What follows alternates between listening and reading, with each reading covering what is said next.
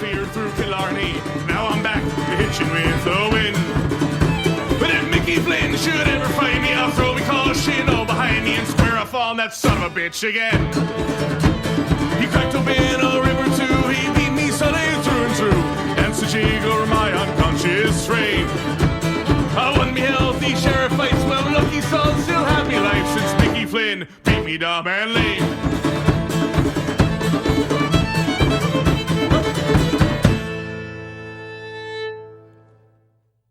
Hello and welcome to another edition of Backyard Beers and Football. I am your host, co-host Coast Shane. He is my host, co-host Coast Rob. As always, Rob, how are you, sir?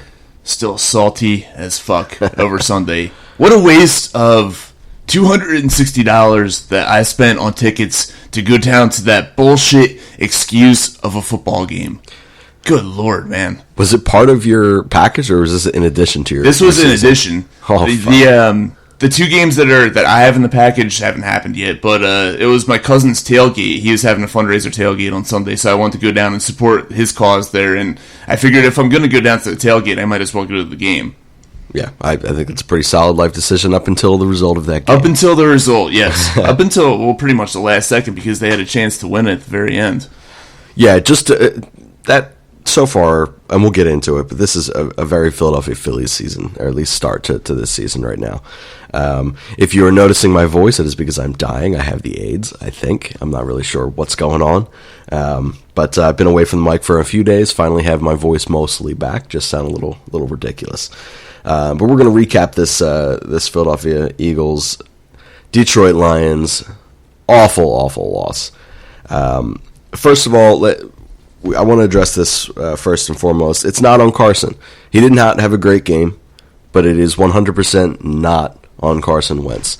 And everything falls on the quarterback's shoulders, and not only in Philadelphia, but all of sports. It's the most important position in all of sports. But there's an unfair amount of blame right now that's being shifted towards Carson. And I wanted to get your opinion on it as someone who was in the stadium that day. Again, he was far from perfect. He threw wrong shoulder at least 4 or 5 times. He shorted Miles Sanders on 2 balls that very well could have been touchdowns. Totally missed Goddard wide open on another one. He didn't even throw to him. He threw to I think he threw to Nelson Aguilar at the time. So it wasn't perfect, but he absolutely gave them a chance to win. What was kind of the vibe in the stadium with Carson Wentz there? The vibe is that Carson played well. He didn't play excellent. He wasn't lights out, as you alluded to. He missed some guys, but by and large, he played well and did what he had to do. And his receivers did not help him out. Yeah. Let's see. What was it? 2 drop passes for Aguilar plus the fumble? It was 7 drops in total plus 2 fumbles. Yes, and 2 of those drops would have been touchdowns. Well, the Goddard drop in the end zone, they ended up scoring a touchdown anyway on that drive. But they wasted nearly 2 minutes of clock time. They did, yes. That they needed. And then their last play from scrimmage, the one that was dropped by JJ, the heave towards the end zone on 4th down, that hit him right in the hands. It was insane. And again, that's a rookie with a contested ball downfield. But look, this is a guy that people were with training camp, OTAs, and preseason saying, we can ship out Alshon Jeffrey. We don't need right. Alshon. Get the hell out of here. Alshon makes that catch 100% of the time. There might not be anyone better. Alshon makes that catch with one hand. Yeah, well, he's not OBJ, but he's up there. But yeah, JJ he's looked bad. I'll say he's straight up. He's looked bad. He's not looked good. And when you desperately need it, one of the things that we talked about so much going into this season is the depth of the Philadelphia Eagles, the depth they had at offensive weapons in ways that they can hurt you, the depth they had on defense with the defensive backs, and they're being tested right now. And is it fair to say that maybe the depth is just not what we thought it was? I'm not going to go that far just yet. I'm willing to give these guys more than 3 games to make that judgment. I think that they still have a lot of talent. I think the Eagles as a whole, they're still a very talented team. I just think, sometimes it doesn't all come together in 3 games. Sometimes you got to give it, 5, 6, 7 games or so. So they might be in a situation similar to what they were last year, where they need to make a push at the end of the season. But if they can do that, then they're going to be a team to be reckoned with in the playoffs. One of the things that we talk about a lot at my house when we're watching football games is the fact that the strength of the Eagles schedule versus the strength of the Dallas Cowboys schedule for the first 8 games. very, very different. Dallas is a cakewalk. The Eagles certainly do not. Now, this was a game the Eagles desperately needed to win because it was a very winnable football game against a very winnable opponent, and they didn't. So they're going to have to snag a win somewhere down the line in this first half of the season from someone that, perhaps we were already chalking up as either a loss or a very difficult win. The whole thing is we need to stay 4-4-ish, 5-3 preferably, through these first 8, because Dallas has a very real possibility of going 8-0 in the first 8. And the team gets hot like that, when you get to basically play Rice to start your first 4 weeks of the NFL season right now, that's 4 weeks of confidence building right now. Dak feels like he's Superman. Zeke is Zeke. It's insane. Yeah, they're out there playing the Little Sisters of the Poor. It's just not fair. Now, Dallas does have a significantly harder second half than what we have, but we just got to stay within reach, like you said, to make a back-end rush. With the health issues and the lack of depth that we've shown so far, or the lack of the talent of the depth that we have so far, you said that you're not overly concerned with that. And you think that they're going to come along. What gives you the confidence that they are going to come along, that we can make that kind of a push? Just the talent alone. I mean, this is the team. I hate to bring back the talent that they had when they won the Super Bowl 2 years ago, but they have just about all those guys in place, and they added pieces in the offseason. I mean, on paper, I know championships aren't won on paper, dream team, blah, blah, blah, but on paper, they're one of the top 5 most talented teams in the NFL. And they're not going to be held down forever. They're not going to, struggle for half the season or whatever. They're going to get it together. And I'm fully confident, because one of the things is these 2 games that they lost, they haven't been beaten by their opponent. They've beaten themselves. They've beaten themselves with penalties. They've beaten themselves with drop passes. They've beaten themselves with, stupid plays on defense. Yep. And that's all stuff that they can fix. And once they fix that, you're going to see their talent shine through. Yeah, I don't know if it was Dougie P in an interview saying that they were just a few, 1 or 2 plays away from being 3-0. But I do know that Elliott Shore Park, resident WIP jackass, had stated that they are also 1 or 2 plays away from being 0-3, which is hilarious. They did have a pretty easy time with Washington in that second half on, so... but they aren't. He's brilliant at what he does. I got to give him credit there. I can't stand the guy, but he's making money because I can't stand him. So good for ESP in some respect. But man, he is a clown. So let's talk about a couple of the things in this game. We already talked about the drop issues. We talked about the lack of the depth kind of coming through. Let's talk about, so we see it year in and year out, it seems like, here in Philadelphia with the Philadelphia Phillies. Shutdown innings from pitchers. The Phillies offense, maybe be stagnant for 3-4 innings, and finally you get that inning where momentum is kind of garnered, right? And all you need is your ace, Aaron Nola, to go out there. You need a veteran in Jake Arrieta to go out there and just have a shutdown inning, or a bullpen piece, a shutdown inning. And they don't. And then momentum's lost, and it doesn't even matter that they put up 3-4 runs and they're half of that inning. Well, we just saw that with the Eagles defense. Now, the Eagles defense was put in awful positions all day on Sunday, and overall didn't play terrible. However, when your offense goes down and scores a touchdown, and you desperately need to keep momentum on your side there, they go ahead and they allow another Detroit touchdown. What was kind of the vibe in the stadium there? Was it because it felt like the air in the stadium, like on the TV broadcast, was just gone after that defensive letdown? Well, first off, it all started not even with the defense. It all started with after the opening field goal and then giving up that kick return touchdown on the ensuing kickoff there. And it was from that point on, it was back and forth throughout the game. And yes, you're right. Every single time the Eagles would go down and score, Detroit would come right back and get a touchdown or at least a field goal. And by the time, the second half rolled around, the crowd had no confidence in the defense. The Eagles could go out there and score a touchdown, the crowd would be celebrating, everything's great, and then we realize that the defense is going out there, and it's just like being at a funeral, pretty much. Oh God! And yeah, the defense, as you said, didn't play terrible. Well, parts of the defense, the run defense played well. Run defense always plays well. Yeah, but the defensive ends, as LJ alluded to in the group chat, got no pressure on Matt Stafford. The cornerbacks, the secondary, quite frankly, they were getting burnt all game long. They were benefited by a few errant throws, overthrows by Matt Stafford. Otherwise, they would have given up more than 27 points. But yeah, it was a depressing feeling for the defense on Sunday. For sure. In very Philadelphia Phillies fashion, they roped us right back in with a blocked field goal. First of all, and I don't know if you saw the replay or if they showed the replay of the quote-unquote block in the back there by Malcolm, who was the one who hopped the lineman there to block the field goal. Horseshit. It was insane. The guy stopped, as much as like a lineman can attempt to stop Reggie Bush style. He tried to stop to turn himself back to the play. It's not a block in the back. And it costed them, 20 yards of field position, 24 Something yards like of field that, position, somewhere in there. And it brings us down to a final possession where the Eagles still had 2 timeouts at the time, correct? I believe they had 2, yes. I think it was 2. So here's my problem with, so far at least, the Philadelphia Eagles, and I have noticed it in other areas as well. To make another comparisons, I've been doing it because so far this is a very Philadelphia Phillies season for the Eagles right now in terms of expectations and what's happening out there on that field. Extra inning baseball. It's as if everything that makes sense in baseball goes out the window. Cesar Hernandez is up there swinging for the fences rather than to just get on base. All the things that work for you, they're like, screw it. We're just going to swing for the fence and hope to God one of us gets out. And then these games end up going 19 innings because no one plays their brand and their style of baseball. They all play something different in those extra innings. Same type of thing for these final 2 minutes for the Philadelphia Eagles.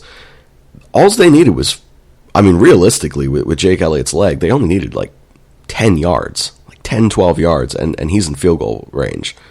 You figure that before the Sproles offensive pass interference call that they might have been in Elliott range. It would have been close. Run the football twice up the middle, and you're within reason in his range. I'm not saying it's an easy kick by any stretch. I'm not going out there trusting him to make another 61-yard field goal. Yeah, but 56, 58. It's certainly within his range. It is. And, first of all, also on that, great acting job by, I don't even know who the safety was back there on Sprolesy there, but Sprolesy's not pushing you out the way that far. That's crazy. But hell of a good throw by Carson there, by the way. That obviously didn't count. But my whole point is we didn't need to sit here and throw 15, 20 yards downfield every single time. And it's what they were doing. And they waited until third down and 15, third down and 20, whatever it was. Something like that. To try to get a chunk play, to just get all right, let's get half of this back. When that should have been the mentality each time. You had 2 timeouts. You only needed a field goal. It's not like you needed to rush down the field to score a touchdown. Ideally, sure. But you don't need it right now. You need to get this game tied. And they went away from all of that. They went and attempted to sit there and shoot passes down 15, 20 yards out.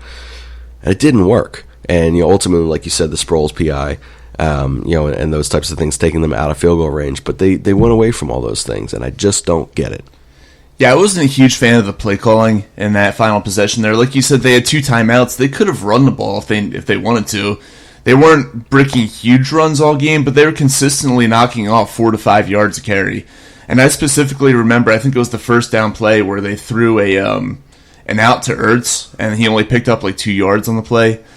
In a situation like that, yes, you don't need the huge gain, but you need more than 2 yards because you want to inevitably or eventually set yourself up in a situation where if it's third or fourth down, you only need to pick up maybe 2 yards to get the first down instead of, fourth and, I think after the penalty it ended up being 4th and 15. I don't think it was 4th and 15, was it? Whatever it was. I forget. It was 4th and, fourth and longer than 2. Yeah.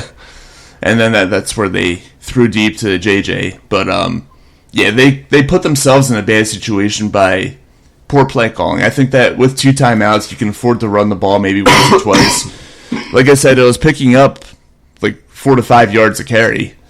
And that makes it third and fourth manageable, poor play calling at the end. Yeah, I completely agree. So again, the Philadelphia Eagles lose this one 27-24 to the Detroit Lions. Carson Wentz, not a great game, but still a good game. 19 for 36 for 260 yards, 2 touchdowns, took 3 sacks, which that's another thing. That offensive line was terrible.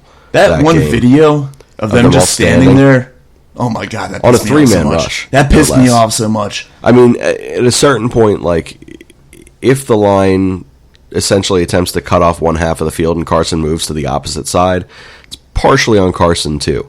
But on a three-man rush, it's just inexcusable regardless. And there were some coverage sacks in there too. There's some for times sure. where Carson held onto the ball forever because nobody was getting open. And For that's sure. a result of not having your top two receivers. For sure. So out of the 19 for 36, he would have been 26 for 36, probably for like 310, 315, and 3 touchdowns he would have had those drops not occurred. Miles Sanders, again, still just does not look right in the NFL. It's growing pains of a rookie. Not everyone can kind of burst onto the scene in the ways that the Alvin Kamaras and such do. But he had 13 carries for 53 yards, no touchdown. Did have 2 fumbles, one of which was obviously lost and proved to be pretty detrimental to the game.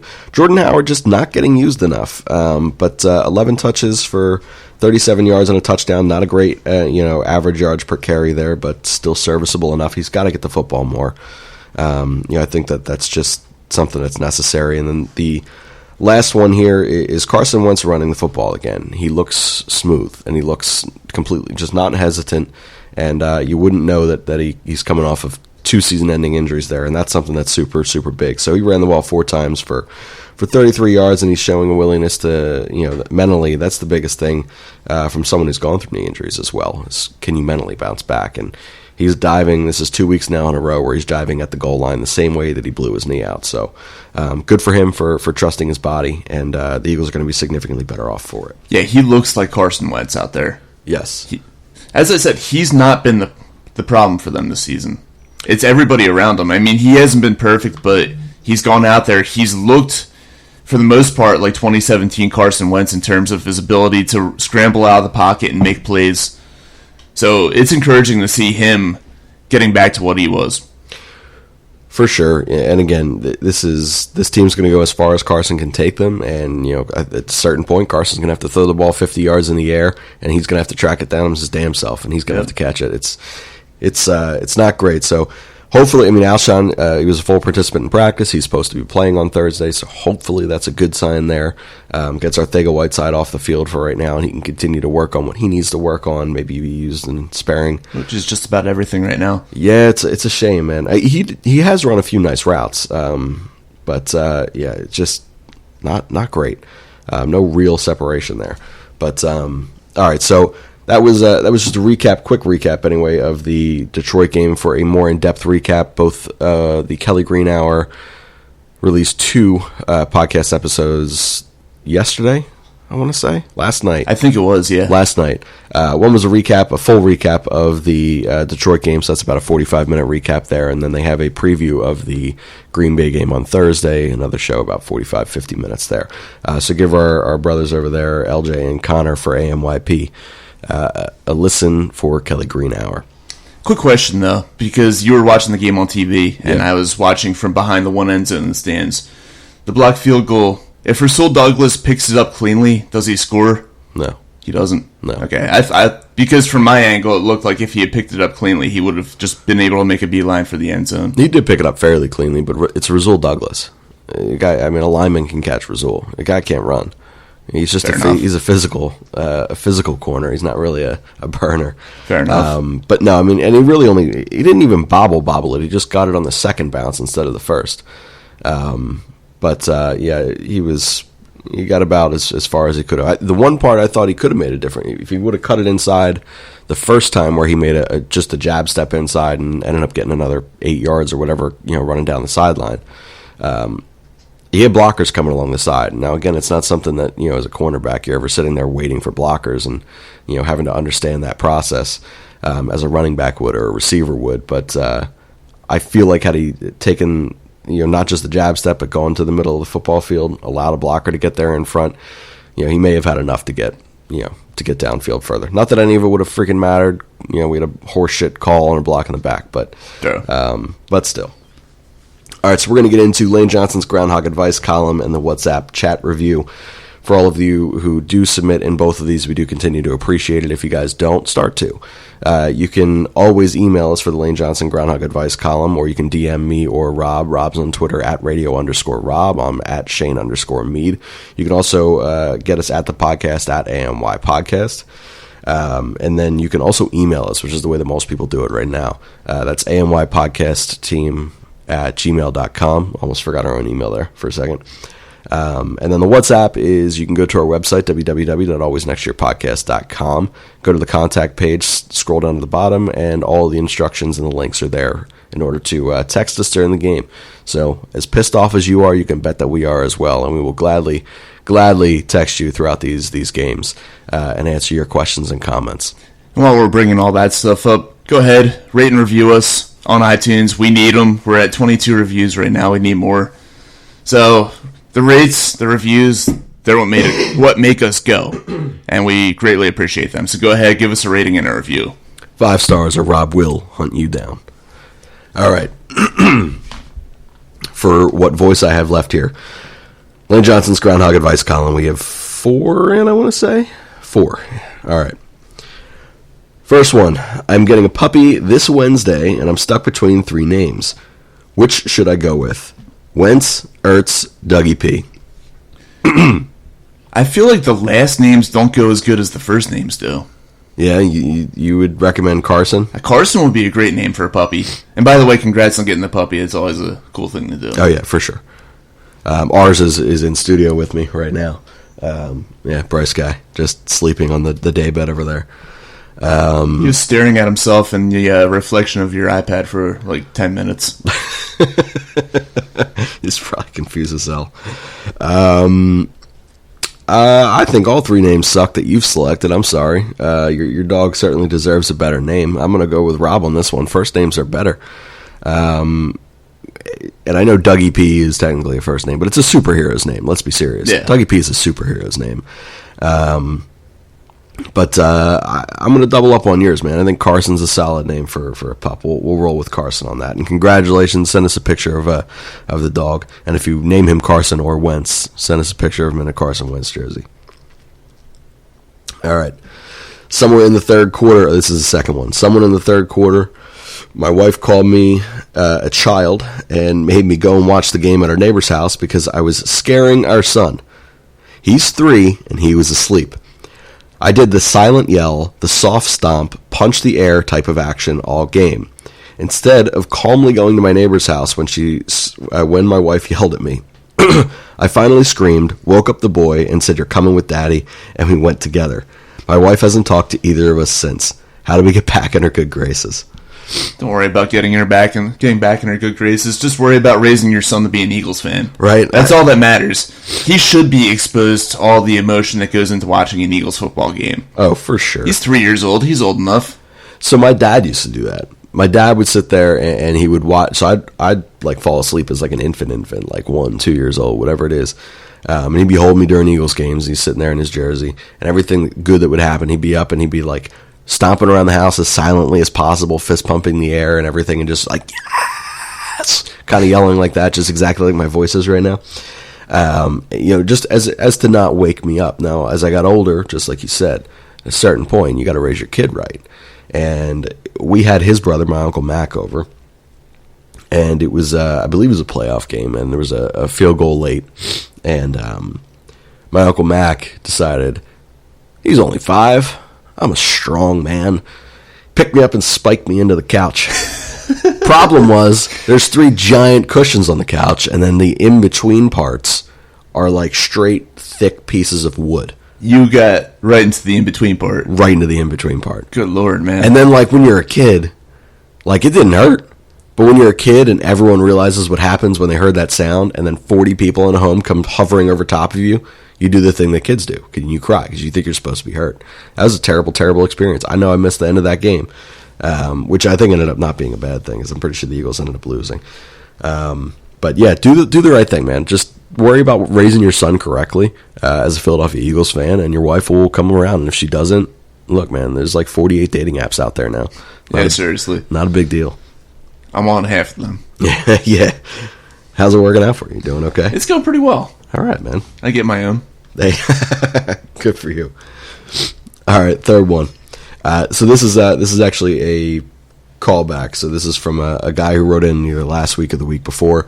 This is the kid who he wanted us to hold a beat the hammer thing. He's the guy who's gay, and he thinks that he's whatever. Good dude. All right, yo guys, I did end up quitting my job when I displayed significantly more Eagles knowledge than my boss and coworkers. It may have also had something to do with the fact that I told the entire office that the two main culprits of me having to work on Sunday each made passes at me, even though they're quote-unquote straight. Oops. But my advice I need this week is, where do I go to work? Do I go to work for a place like Giant or Wawa, or do I go to Chick-fil-A, since God don't fuck with the Eagles watching, or chicken? Oh. Honestly, given your situation with your last job where, you know, there's a potential for having to work on weekends, and you get in some shit if you try to get out of working on a Sunday, you should try to find like a Monday through Friday 9 to 5 somewhere. You should. I would say that it doesn't sound like maybe that's in his qualifications. But yeah, if you can find a 9 to 5, do the right thing.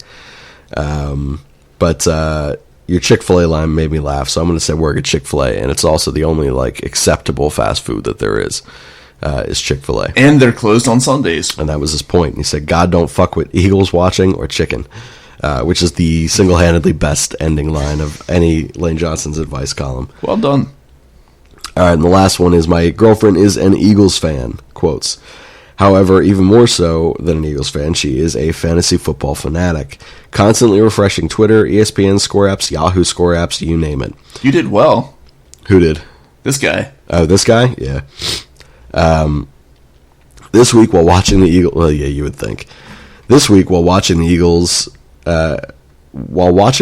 lose, she excitedly pointed out time and time again how Dak Prescott and a few of his wideouts were killing it for her. She has been cheering the Cowboys week in and week out so far in her fantasy start to 3-0 on the season. Is it time that I find a new girlfriend? What do I do? Okay, after that detail, yes. If she's putting so much stock in her fantasy team that she's rooting for the Cowboys, she's not an Eagles fan. I hate to break it to you, man. She's like a closet Dallas fan. All right, well, Steph, I got to break up with you.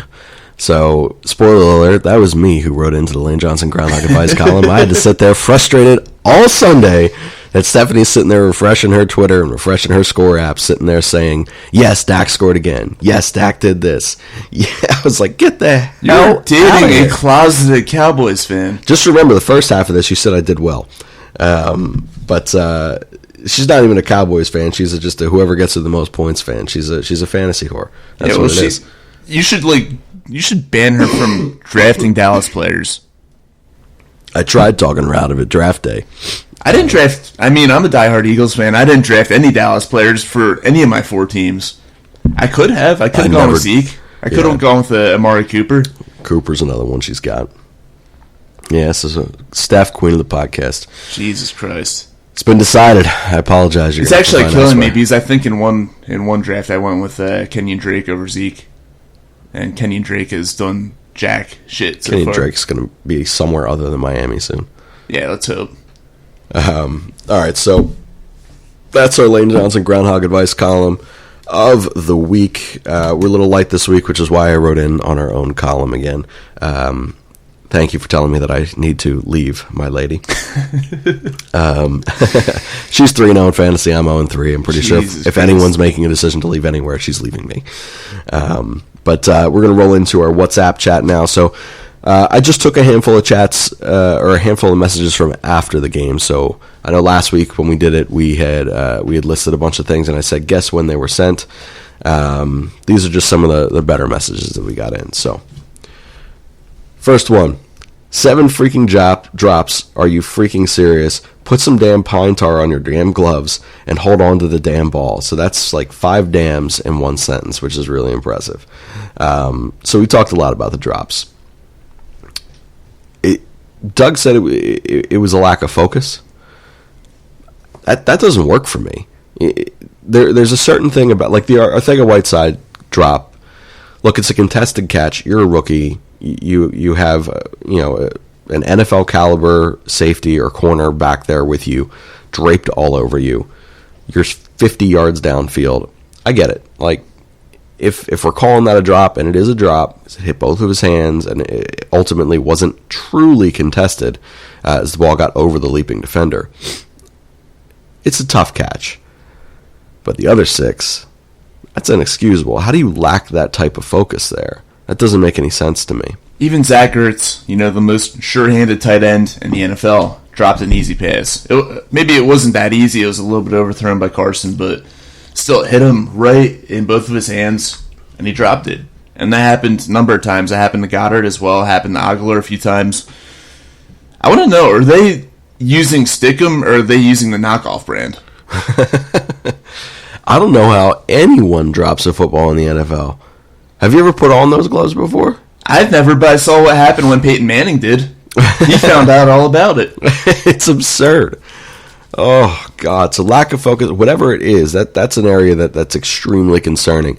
So you could take it back. I think it was Carson Wentz's first year here, where he was just drop after drop after drop after drop.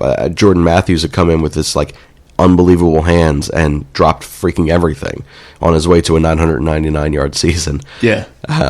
It was that, and it was also the year before with Sam Bradford, when we had Miles Austin was dropping passes. Right. Everybody was dropping passes. Granted, they're for 3 yards because it was Sam Bradford, but still. Yeah, captain check down. But yeah, the drops are a serious concern. All right, somehow this is going to get blamed on Carson, and my man ain't deserve these punks he's throwing to. Shit, give me a racist Riley Cooper, Sunshine Kevin Curtis, Hank I got a smoking hot wife basket, and Chad Lewis. Run it back with these cats. At least they can catch. Hey, didn't Riley Cooper drop a huge pass in that Saints playoff game?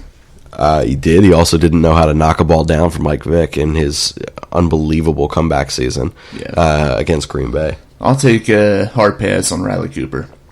I'll take a hard pass on all of them. Kevin Curtis was all right. I hated Kevin Curtis. I also hated Hank Baskett. Chad Lewis is whatever, but... Yeah. All right. We're really about to go 1-3 to start the season. We all said Super Bowl. Fucking Phillies season all over again. At least this mess only lasts 16 games of disappointment and not 162. Fuck. That one is speaking to me right now. On a different level. This is very much so beginning in a parallel of what the Phillies season was this year in terms of expectations. And look, man, I couldn't have said it better. I mean, to an extent, yes. You got to remember the Phillies started off looking like world beaters. Well, for 5 of their first 7 games. Well, they were 15 games over 500 in May. We're 15 games over 500. Maybe like 12 or 13 games over 500 in May. But they got off to a great start, and everybody had hope for the first 2 months of the season. Yeah, the Eagles are going to turn it around. I mean, unlike the Phillies, the Eagles are a team that had that recent Super Bowl success. They have a lot of guys who've been out there and done it before. Yeah. So I have faith in the Eagles to turn it around. All right. I do too. I think this is a really just a hard stretch of the schedule, and injuries right now are just really, really not great. No There's pressure. One similarity right there: the injuries. It's true. The injuries to the D line right now is unbelievable. I mean, the fact that we can't get any Jim Schwartz can't coach the scheme that he wants to coach because his entire scheme is predicated on his front four getting pressure naturally, and they don't. Al mentioned in that group text, no sacks for these guys. Chris Long. So Chris Long should probably pick up his phone right now. He probably should. But really, really frustrating. Fourth one I got is at what point, and this one kind of pissed me off, but kind of didn't. At what point does the untouchable tag come off of Dougie P? This man's got to go. Look, we can all say that Super Bowl season just seemed like it was just fate. Like, just so many things just worked. It was just one miracle after another. Last year, kind of riding that Nick Foles in type of magic again, but there are issues that have plagued Doug now for 2 seasons that aren't going away. So I think it's a fair question. I do think Doug's a really good coach, and I think he's a great philosopher of the game, and a therapist almost for these guys, and that's really important in professional sports.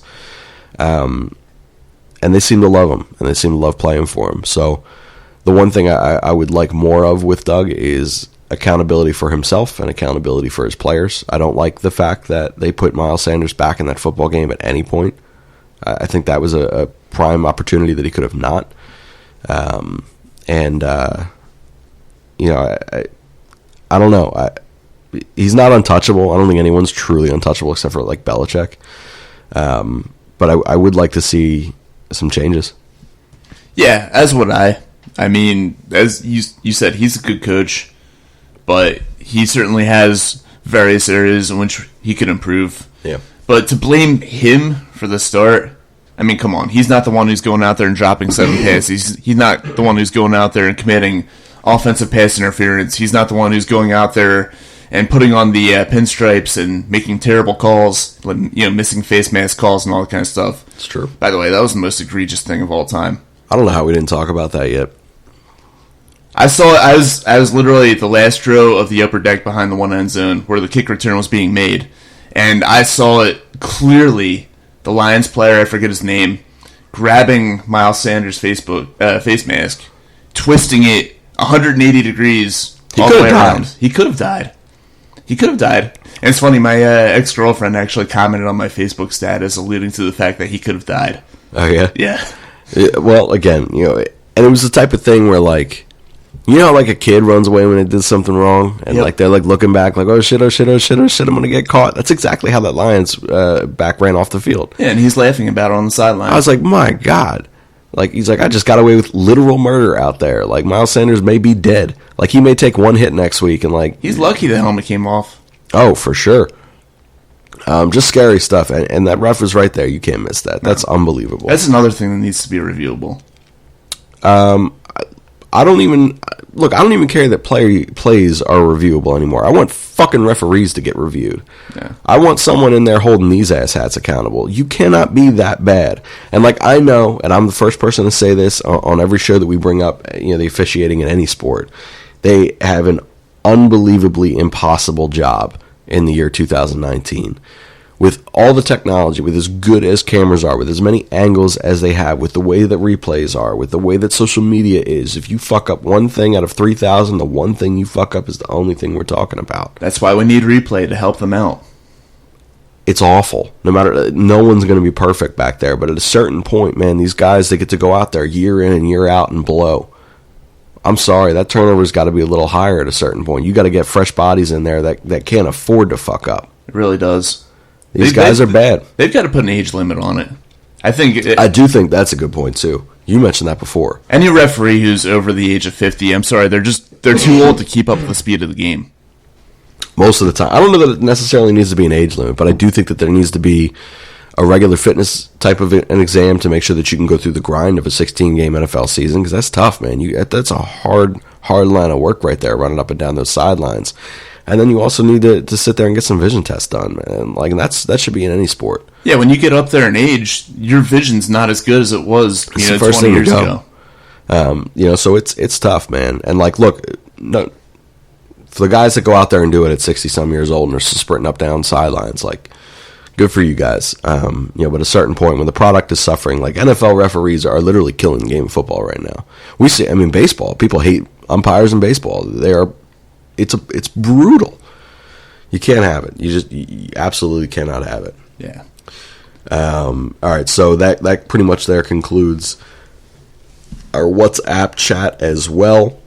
So we're going to move into really, really quick preview of the Green Bay game. The Eagles are staring down the barrel, and LJ texted us this, of down 1-3 to start the first quarter of this NFL season.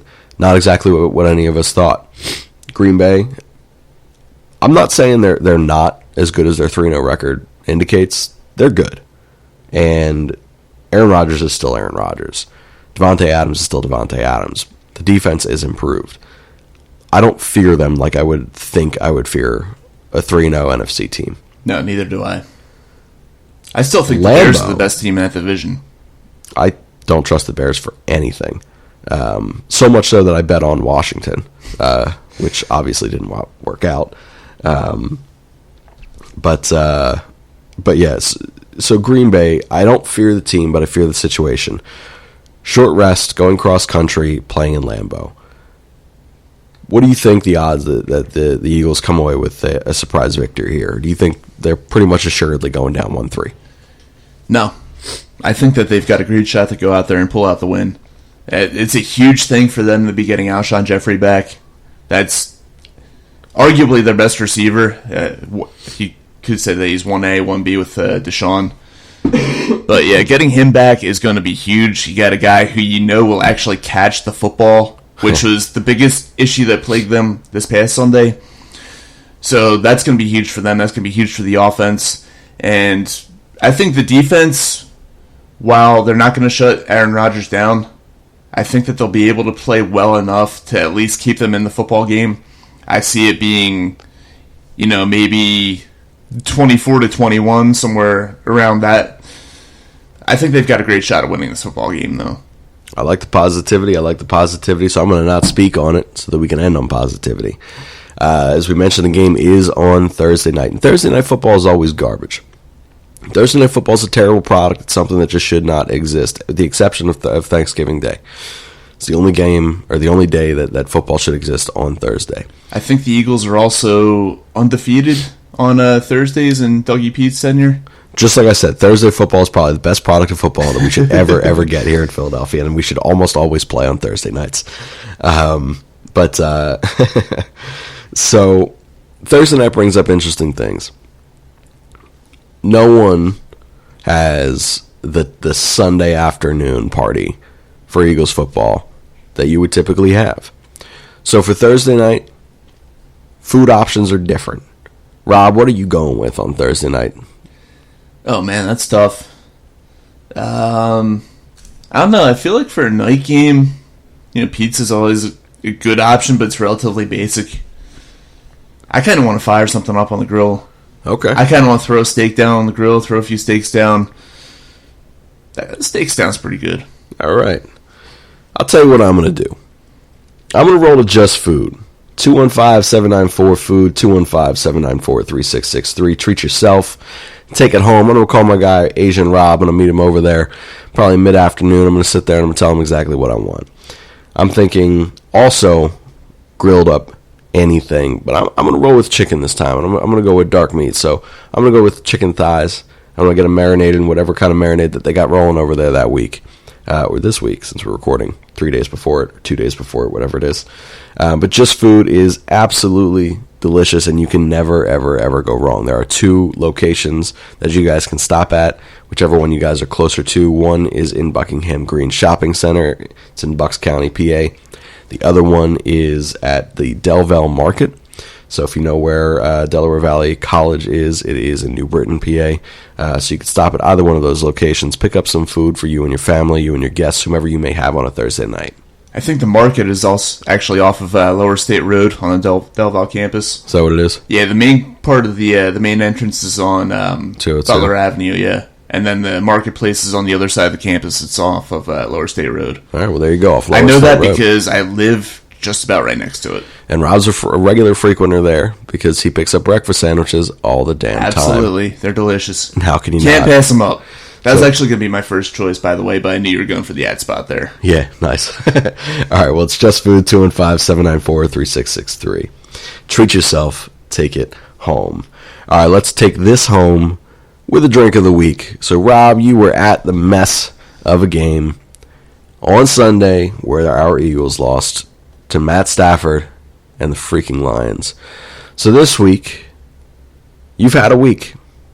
What kind of drink are we going with, my friend? Okay, well, considering the fact that I was sitting out there baking in the 95-degree heat on a Sunday afternoon watching the Eagles lose, I'm going to go with the very appropriately named drink called Death in the Afternoon.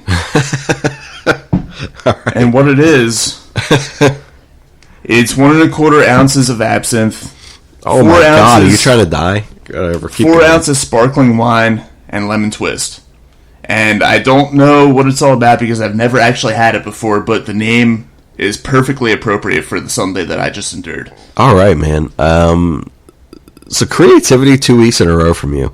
You got the drink that has the most ingredients in the history of time last week. This week you're going with death in the afternoon after a literal death in the afternoon. I respect the creativity and the fact that it's absinthe, you're probably going to die. Literal death in the afternoon. It is literal death in the afternoon.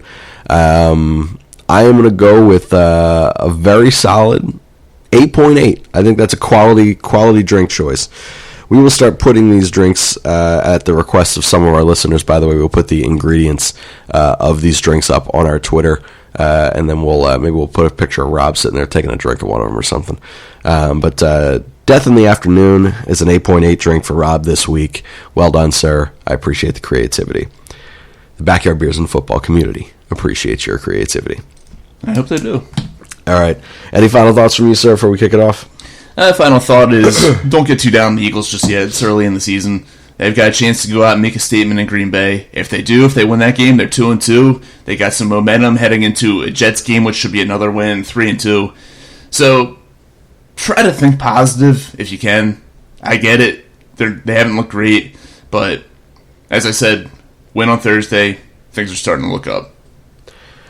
All right, we're going to turn this one over to the Jackdaws. Jackdaws are in the New York Renaissance Fair for the next few weeks, by the way, so be sure to stop over there on a weekend and see them. Again, that's the Jackdaws. You can see all their music at www.jackdaws.com. That'll end this episode of Backyard Beers and Football. We'll see you guys after a hopeful win in Green Bay. A fighting man I used to be, revered and feared through Killarney. Now I'm back to hitching with a win. But if Mickey Flynn should ever find me, I'll throw me caution all behind me and square off on that son of a bitch again. He cracked open a river too, he beat me Sunday through and through, danced a jig over my unconscious frame. I won me healthy sheriff fights, well lucky souls still have me life since Mickey Flynn beat me dumb and lame.